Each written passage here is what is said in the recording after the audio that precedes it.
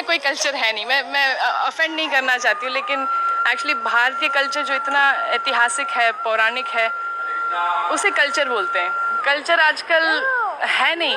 India में भी बहुत तेज़ रफ्तार से गुम हो रहा है कल्चर। हम अभी भी है ऑब्वियसली यहाँ पर, लेकिन एक्चुअली इंग्लैंड में देखा जाए तो अब आजकल बस आधुनिकता में सब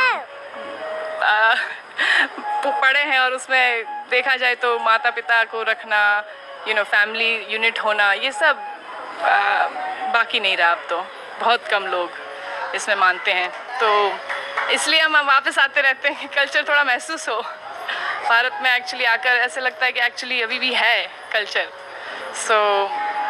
उसका कोई। आप इंग्लैंड में रहती हैं, ऐसा इस माटी में क्या है, ब्रज की माटी में, जो आपको बार बार खींच लाता है यहाँ पर? पता नहीं, आप बताइए क्या मैजिक है ठाकुर जी की, क्या मतलब अमेजिंग उनकी कृपा है, कुछ न कुछ तो है ही। लेकिन यहाँ पर जैसे हम अलाइव हैं, जान है, बाहर जाकर ये ब्रिज को छोड़कर ही तुरंत जो क्या कहते हैं, इतना हैवीनेस फील होता है।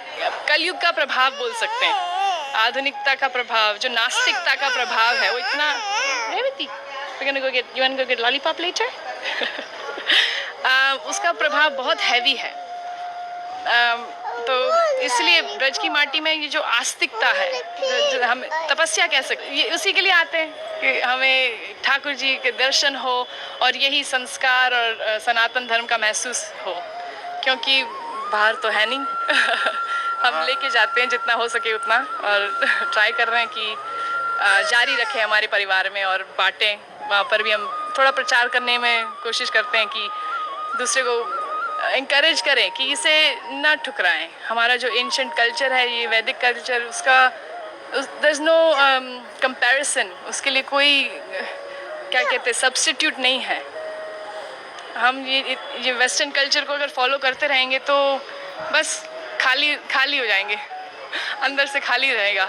इंग्लैंड में ड्रेस अलग पहनते होंगे, लेकिन यहाँ पूरी तरीके से साड़ी पहनकर, तो कैसा लग रहा है यहाँ पर? बहुत अच्छा लगता है साड़ी पहनकर। ऐसे लगता है कि मतलब अभी कुछ त्योहार है, नहीं तो फिर बस काला ग्रे पहनते हैं वहाँ पर, क्योंकि ठंडी इतनी रहती है तो कोट पहनते पूरा दिन लगभग, तो यहाँ पर मन लगता है।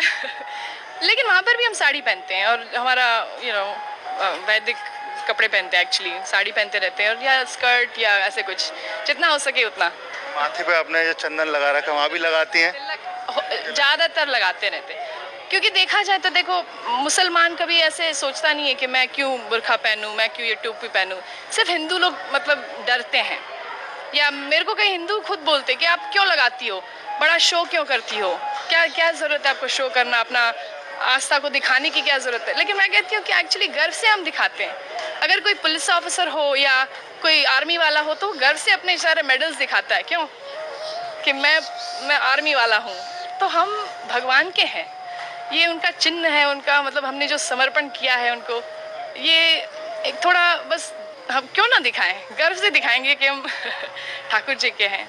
उससे मतलब प्रोटेक्शन मिलता है ऑनेस्टली। मतलब ऐसे सिर्फ दिखावे के लिए नहीं है कि लगाया हुआ है, कि भगवान हमारे साथ है, वो तो है ही हमेशा। लेकिन थोड़ा जैसे हम सिंदूर लगाते हैं अपने पति के लिए, तो भगवान के लिए क्यों ना लगाए, और वो उससे इंटीमेसी लगती है भगवान के साथ, तो उस प्रोटेक्शन भी बहुत महसूस होता है कि नेगेटिवता मतलब जो नेगेटिव है वो एनर्जी थोड़ा दूर रहे। तो क्या करती हैं आप इंग्लैंड में, क्या काम करते हैं? मैं एक्चुअली पार्ट टाइम, मेरे चार बच्चे हैं, आज दो घर पे अभी, और तो पार्ट टाइम मैं संस्कृत पढ़ाती हूँ उन्हीं के स्कूल में। वहाँ पर एक कृष्णा अवंती करके लोकल स्कूल है इंग्लैंड में, और एक्चुअली सरकारी स्कूल है, सरकार पैसे देती है, लेकिन हिंदू फेथ स्कूल है, तो मोस्टली हिंदूज जाते हैं वहाँ पर। और संस्कृत, योगा, सब वेजिटेरियन खाना, 11 एकादशी का खाना होता है वहाँ पर, तो बच्चे लोग वहीं पढ़ते हैं, और मैं वहाँ पर संस्कृत पढ़ाती हूँ उनके प्राइमरी स्कूल में पार्ट टाइम। गीता भागवत भी आप पढ़ती होंगी? बिल्कुल, जितना हो सके उतना। गीता पढ़ते हैं, भगवत गीता, चल Bhagavad Gita, you go to Bhagavad Gita classes every day. वहाँ पर जो इन लोग का ग्रुप किया हुआ है बच्चों का, और वो रोज़ भगवत गीता क्लासेस में जाता है।